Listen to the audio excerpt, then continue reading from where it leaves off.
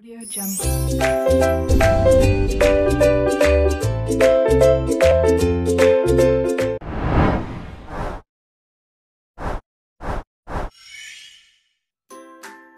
Halo teman-teman, perkenalkan nama saya Febrina Dede Anggraini dari jurusan Pendidikan Fisika Angkatan 2019 Universitas Sultan Ageng Tirtayasa.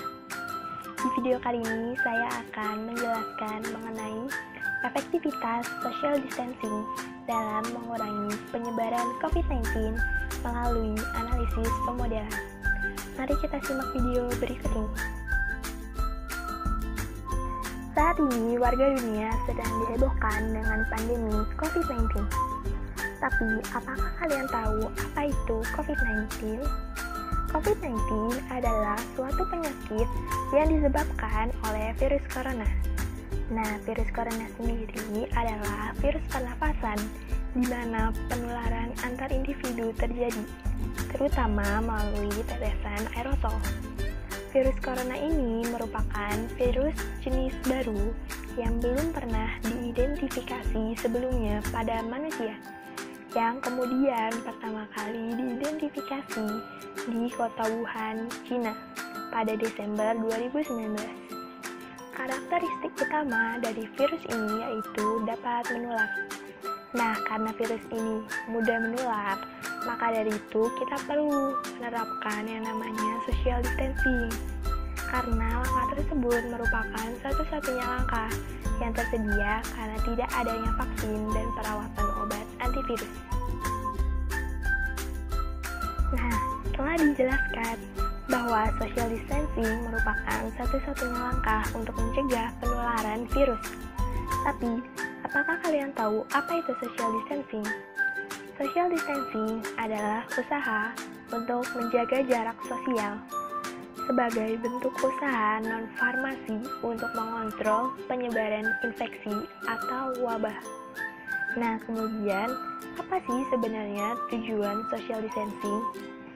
Social distancing bertujuan untuk mencegah penularan virus dari satu orang ke orang lain dengan meminimalkan kontak sosial.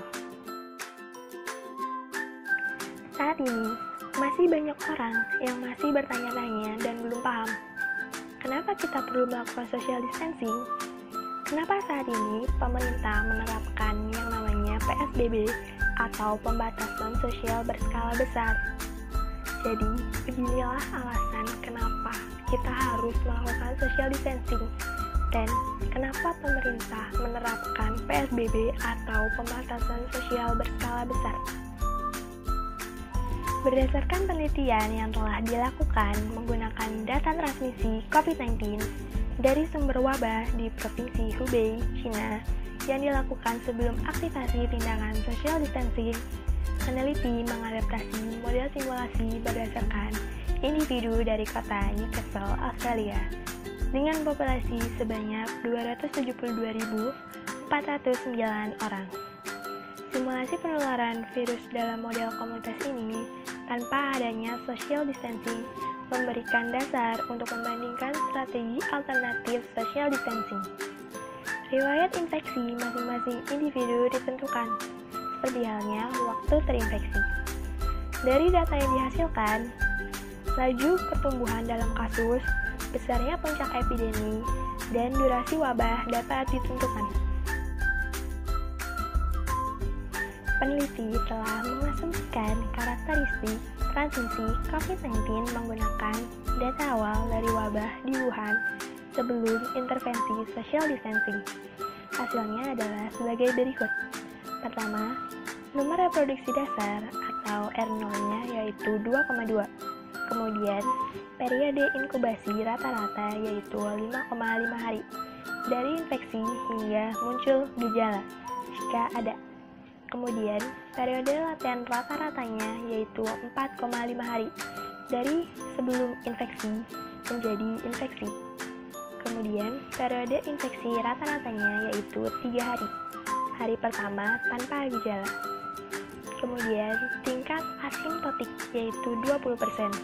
20% ini dari orang yang terinfeksi tapi tidak menunjukkan gejala dan tidak diklarifikasikan sebagai kasus. Data-data ini tercantum dalam tabel 1 yang ada di sini. Selain itu, peneliti mengevaluasi efektivitas social distancing dengan pengaturan asimptotik yang lebih tinggi, yaitu sebesar 35%.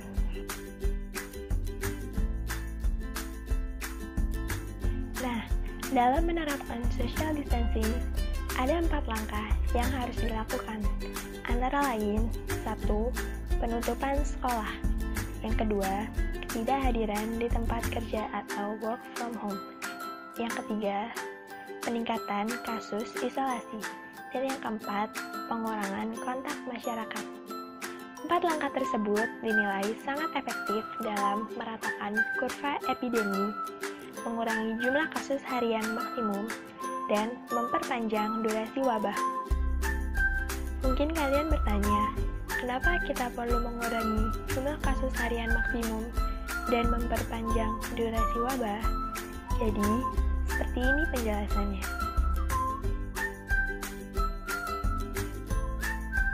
Berdasarkan permodelan matematika, terdapat kurva yang menunjukkan pola penyebaran wabah penyakit. Kurva ini menunjukkan perbandingan penyebaran wabah tanpa diberlakukannya social distancing dan penyebaran wabah dengan diberlakukannya social distancing.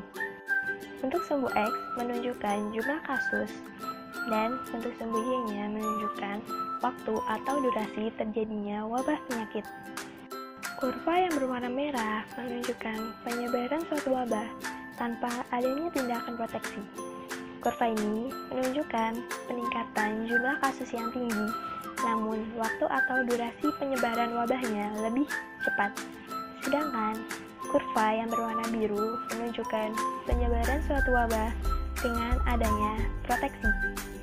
Kurva yang biru ini, peningkatan jumlah kasusnya tidak terlalu tinggi, namun waktunya lebih lama. Dengan melihat kurva tersebut, jelas mungkin kalian akan berpikir bahwa lebih baik bila tidak diberlakukan social distancing, karena wabah akan lebih cepat berakhir. Namun sebenarnya ada hal lain yang perlu diperhatikan, yaitu kapasitas sistem kesehatan yang ditunjukkan oleh garis putus-putus yang ada pada kurva. Kapasitas sistem kesehatan tersebut menunjukkan jumlah tenaga medis dan jumlah fasilitas kesehatan pada suatu negara. Pada kurva pertama, peningkatan jumlah kasus melebihi kapasitas sistem kesehatan. Jika hal tersebut terjadi, maka akan ada banyak pasien yang tidak mendapatkan perawatan serta tenaga medis pun akan kewalahan. Dan jika itu terjadi, akibatnya akan lebih banyak pasien yang meninggal. Sedangkan untuk kurva berwarna biru, jumlah peningkatan kasusnya tidak melebihi kapasitas sistem kesehatan, meskipun waktunya lebih lama. Hal tersebut memungkinkan adanya penanganan pasien secara maksimal, sehingga lebih sedikit jumlah pasien yang meninggal. Perbandingan diterapkannya social distancing dan tidak diterapkannya social distancing dapat dijelaskan juga oleh tabel berikut. Dengan penundaan aktivasi hingga 6 minggu sejak kedatangan kasus infeksi pertama ke dalam komunitas model, penggunaan berkelanjutan dari keempat intervensi social distancing dengan 90% ketidakhadiran di tempat kerja dan pengurangan 70% dalam kontak di seluruh masyarakat menghasilkan pengurangan tingkat infeksi dari 66% menjadi kurang dari 1%. Dengan langkah-langkah social distancing sangat tinggi dan tinggi ini, wabah dapat diatasi secara substansial. Tindakan social distancing gabungan ternyata sangat efektif. Dengan semua tindakan diaktifkan secara bersamaan, epidemi lokal dapat dihentikan. Kemampuan untuk secara signifikan mengurangi penularan dengan menggabungkan intervensi social distancing yang ketat bersama-sama, bahkan menerapkannya setelah periode yang signifikan di luar kedatangan awal kasus menular ke masyarakat, diilustrasikan dalam gambar 2. Di sini, hasil simulasi telah ditingkatkan ke Perth, Barat Australia, yang memiliki populasi sekitar 2,2 juta orang. Gambar 2 mengilustrasikan pertumbuhan dalam kasus sebelum aktivasi intervensi yang ditunjukkan kurva hijau yang meningkat, dan bagaimana aktivasi strategi gabungan yang kuat pada minggu ke-10 dengan cepat mengurangi jumlah kasus harian dari sekitar hari ke-79 dan selanjutnya.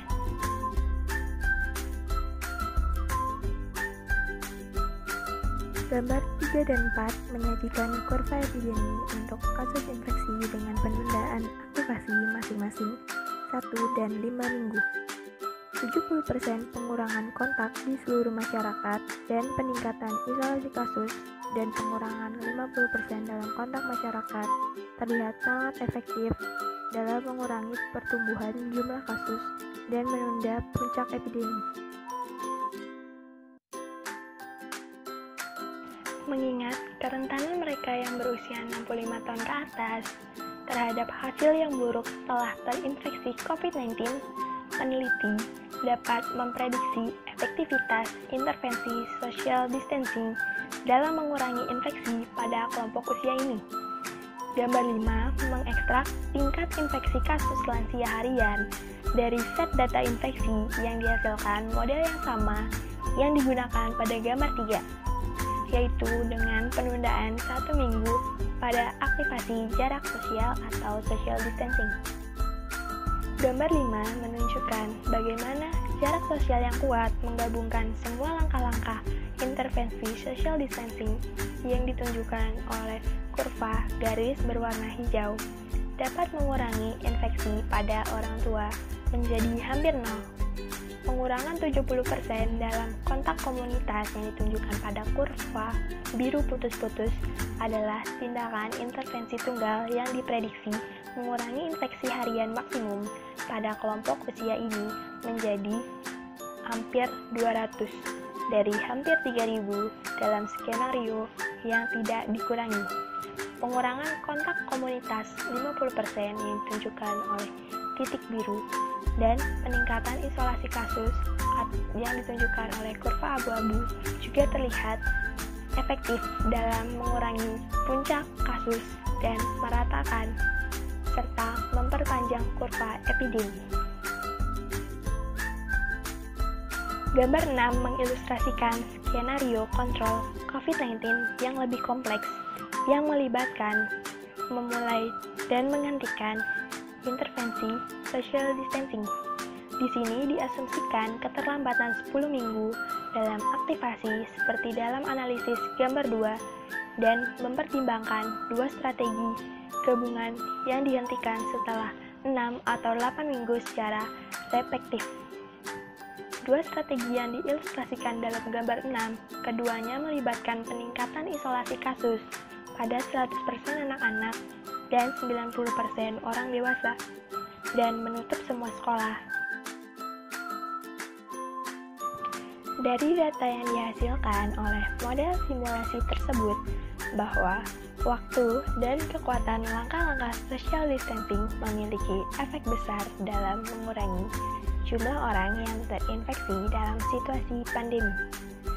Maka dari itu, kita perlu menerapkan social distancing dan mengikuti aturan yang telah ditetapkan oleh pemerintah, seperti tetap berdiam diri di rumah atau stay at home, dan bekerja dari rumah atau work from home, agar jumlah orang yang terinfeksi virus corona dapat berkurang. Sekian penjelasan dari saya, semoga bermanfaat, dan terima kasih telah menyaksikan video ini.